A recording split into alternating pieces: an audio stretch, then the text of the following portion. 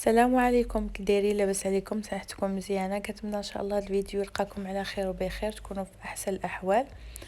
اليوم ان شاء الله غادي نوجد معكم بريوات ديال الكاوكاو او الفول السوداني بواحد العقده اللي كتجي معلكه. كنتمنى ان شاء الله تتبعوا الفيديو للاخير ويعجبوكم. ما تنسونيش بتعاليقكم الزوينه اللي كتفرحني وكتزيدني القدام. ولا كنتوا اول مره كتشوفوا القناه ديالي، مرحبا بكم والف مرحبا.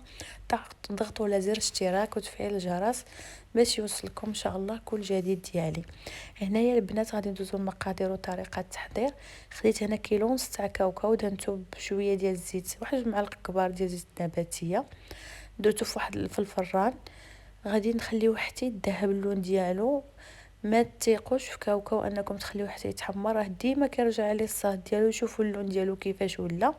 صافي البنات، هنايا كنهز غادي نطحنوا على دفعات.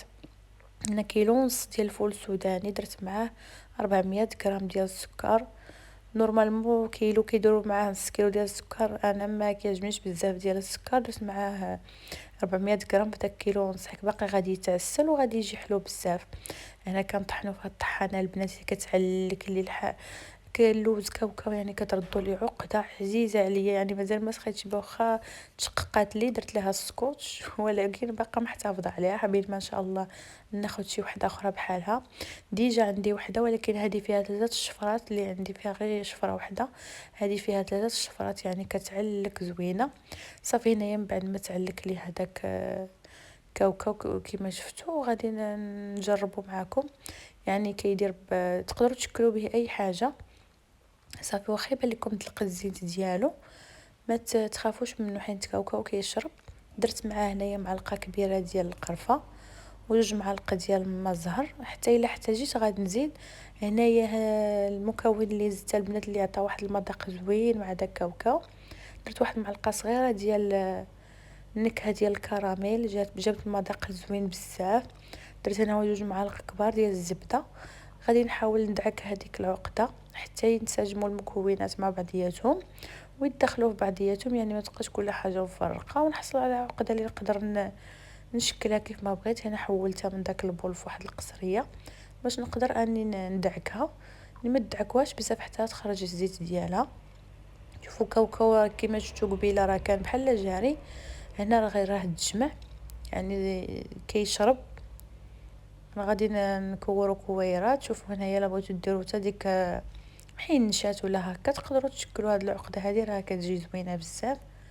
صافي هنايا غادي ندير كويرات صغار، تقريبا 7 ولا 8 غرام. ما تفوتوهمش، حيت انا غادي ندير بريوات لي صغارين شويه. غادي نشكل هادشي كله، غادي نرجع معكم.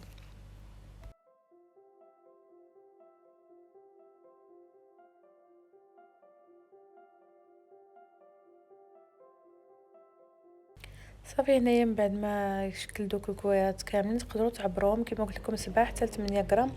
انا ما عبرتهمش حيت عيني ميزاني مولفه كنديرهم. صافي هنايا غنديرهم في واحد البول كبير، وغادي نغطي لهم واحد البلاستيكه ونخليهم على جنب بين ما وجد الورقه ديالي.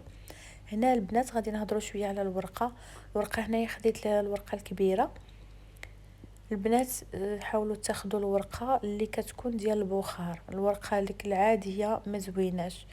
وضروري البنات كيما تجيبوا الورقه ضروري خاصكم تجيبوها، يعني توجدوا عقده وتمشيو تجيبوا هذا، تمشيو تجيبوا الورقه، خاصكم تجيبوها سخونه وجديده باش ما تفرتت لكمش. انا ديال البنات وصلتني شويه معطله، يعني لقيتها شويه نشفات وشويه كانت بحال مقطعه. يعني حاولت ما امكن، حيت هنا عندنا في السعيديه ما كيديروهاش. ضروري خاصنا نطلعوا على حتى البركان ولا الوجده عاد نقدروا نجيبوا الورقه ديال البسطيله. المهم ولكن خرجوا لي البريوات الصراحه زوينين. المهم النصائح اللي غادي نقول لكم هو انكم ضروري الورقه خاصها تكون ديال البخار وتكون جديده، يعني ما تبيتوهاش. الا بيتوها حتى الصباح راه ما غاديش تصدق معاكم بمره. صافي هنايا حسبت واحد 2 صبعان، تقدروا ديروا 3 صبعان الا بغيتوهم كبارين، انا بغيتهم غير شويه مويهن، يعني تيجيو حتى في العضه حلوين. غادي نقطع كما قلت لكم 2 صبعان، نعبر غير بالصبعان، بغيتو تعبروا بالمسطره تقدروا تعبروا. صافي هنايا غادي نقطعهم على شكل طولي. غادي ناخذ داك الشريط نخليه على جنب، وداك الشيء اللي بقى لي غادي نحاول ضروري نديرو في بلاستيكه ونغطي عليه مزيان باش ما يدخلوش الهواء. الا قاسها الهواء بزاف راها كتنشف وما تقدروش تشكلوها، يعني نتوما كتشكلوا هي كتقطع. واحسن طريقه اللي تقدروا تلويو فيها البريوات هي هذه، ديروا واحد 5 ولا حتى 10 ديال الشرائط وتبقاو تلويو. بالنسبه للطويه ديال البريوه يعني راها ساهله، كتحطوا داك الكويره وكتهزوا الجنب اليمين دوزوه اليسار وتبقاو غادي من اليمين لليسار اليمين لليسار، وديما داك القن تيجي مع الورقه نيشان. يعني راه الطريقه راها سهله، وزيروا في الاول ولكن من بعد رخفوا. الا زيرتوهم بزاف راهم كيطرطقوا من غير لما كانش الورقه زوينه، اما كانت الورقه زوينه ما غاديش يطرطقوا لكم الا زيرتوهم في الاول من بعد خليتوهم مرخوفين. انا غادي نعاود معكم باش تشوفوا الطريقه ديال الطوي من جهه اخرى. راه اسهل من الطريقه ديال الطوي ديال البريوات منها ما كانش صراحه، وكثيره هاد الصغارين هادو كيجيو زوينين بزاف وحلوين لا في المنظر لا في الشكل ديالهم لا في كل شيء. صافي هنايا البنات كما قلت لكم كنضغط على دوك الجنيبات وكنعاود نهز من اليمين لليسار ونعاود ثاني نهز من اليسار لليمين، يعني وكنخلي ديما داك الخط ديما متساوي ديال الفوق والتحت. صافي هنايا ملي كنكملهم راه كنخليهم في واحد الجلب، كنسدهمش دابا حتى التالي، كنخلي هذاك الجنب التحتاني كنخليه حتى الاخر باش نسدهم. صافي البنات هنايا انا ديجا موجده الدقيق والماء باش نفيكسي به. صافي خاصكم تلصقوهم يعني بلا ما تخشيو الورقه من تحت البريوه ولا حتى شي حاجه، يعني الا خليتوهم وعطيتوهم الخاطر ديالكم راهم ما غادي يوقع لهم والو. صافي هنايا غادي ندير داك الماء الدقيق وغادي نسد عليهم كما شفتوا، كنضغط عليهم هذا الطريقه هكا باش كيدخل باش كتخلي لهم فين يتسعوا، حيت ملي كيتقلاو كيتنفخوا خاصهم ضروري يلقاو يعني البلاصه فين يتسعوا باش ما يطرطقوش ليكم.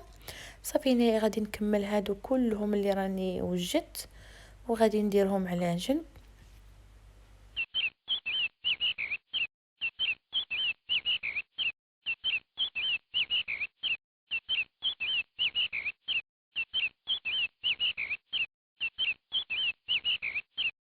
صافي هادو البنات غادي نكبرهم واحد شويه، نوريكم الطريقه ديال الطي حتى ديال هاد اللي شويه كبارين. هادو عوض 2 صباع درت 3 ساهلين الصراحه، هادو اللي كيكونوا كبار شويه كيجيو ساهلين في الطويه. هادوك الصغار واخا صعب واحد شويه ماشي بزاف، ولكن انا كيعجبوني كنفضل هادوك الصغار من الاحسن. صافي هنايا كنطويو البريوه ديالنا وكنلصقوها بداك الماء الدقيق، كنحاولوا نقادو هذوك الجنيبات ما نخليوش داك الهواء يدخل ليهم باش ما يخرج لينا حتى الحشوه، ضروري نسدو عليهم مزيان. صافي هنايا البنات انا راني خليتهم باتوا، ماشي ديما كنخليهم يباتوا، انا غير كنت معطله وما ديما كنخليهم كاع ولا كثرت واحد الساعه صافي وكنقليهم. صافي هنا كما قلت لكم خليتهم هنا باتوا حتى نشفوا مزيان. كما قلت لكم ماشي ضروري انكم تخليهم يباتوا. هنايا درت موجده حدايا كلشي ديال الزيت والعسل وهذا والكسكاس باش يتصفى. هاد العسل هذا راني وجدته البنات في الدار، راني فايته مشاركه معكم العام اللي فات. الا بغيتو غنخلي لكم ان شاء الله في صندوق الوصف، راه كيجي معلك وتا المذاق ديالو اللي داخو كيتحابوا غير حر بدوك المنسمات اللي درت فيه. صافي هنايا من بعد ما الزيت سخنات ضروري تسخن مزيان والنار تسخنوها مزيان، بعد ديروا النار متوسطه، عاد نبقاو نرميو دوك البريوات ديالنا وحاولوا تزربوا يعني ترميو هكايا واحد الكميه باش يتزيروا على بعضياتهم وما يلقاوش يعني فين يطرطقوا لكم. ولا كما شفتوا البنات هنايا راهم تنفخوا راهم كيجيو منفوخين واحد شويه. انا البنات ما كذبش عليكم واحد شويه تحلات لي الورقه، كما قلت لكم الورقه راه ما صدقاتليش زوينه ولكن ماشي مشكل، المهم انهم ما تطرطقوش الورقه اللي تحلات شويه. صافي هنايا انا راه بدلت درت واحد الكاسرونه واحده اخرى حيت كثرت الزيت بزاف. صافي هنا البنات ما تقيتوش فيهم حتى تشوفوهم شدوا روسهم، عاد حركهم هكا غير بشي عود صافي. ومن بعد ملي يكونوا سخانين ديروهم في تقطروهم وديروهم في العسل نيشان يطفوا في العسل وحتى تقربوا تساليو القليه الثانيه عاد تقدروا تحيدوهم وديروهم يتصفاو. صافي هذا هو الشكل النهائي ديالهم، كيجيو معلكين. شوفوا ديك العقده ملي داك الكاوكاو ملي ما طحناش بزاف، ملي ما كثرناش ديال القرفه وما حمرناش بزاف، كتجي ديك العقده مذهبه، حتى اللون ديالهم كيجي كيحمق. هنايا البنات انا زينتهم بهذا الورق الذهبي، نتوما تقدروا تزينوهم بكاوكاو ولا لوز افيلي ولا زنجله اللي بغيتو. صافي هنايا نحل معكم وحده باش تشوفوا من الداخل كيفاش كتجي، والتعليكه ديالها يعني كيجيو مقربشين من برا ومعلكين من الداخل. كنتمنى ان شاء الله هذا الفيديو ديال هذا النهار ينال الاعجاب ديالكم ويكون خفيف ظريف عليكم. ما تنسوش انكم تجربوهم وتخليوا لي في التعاليق كيفاش جاوكم.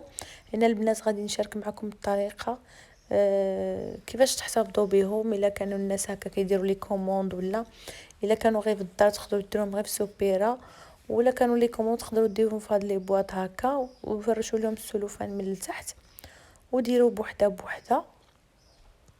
صافي وتزين تيبقى اختياري. انا هنايا كما قلت لكم زينتهم داك الورق الذهبي وشيت الورد يعني باش تجي ديك النسمه المغربيه. صافي ونغطيو عليهم، قلت لكم كلها تبقى باش يبقاو محافظين على داك العسل ديالهم مده طويله. بالنسبه لطريقه الاحتفاظ انا كنحتفظ بهم مجمد، كنبقى نجبد غير الحاجه اللي غنستعملها مثلا واحد السيمانه وكنردهم بالصحه والراحه.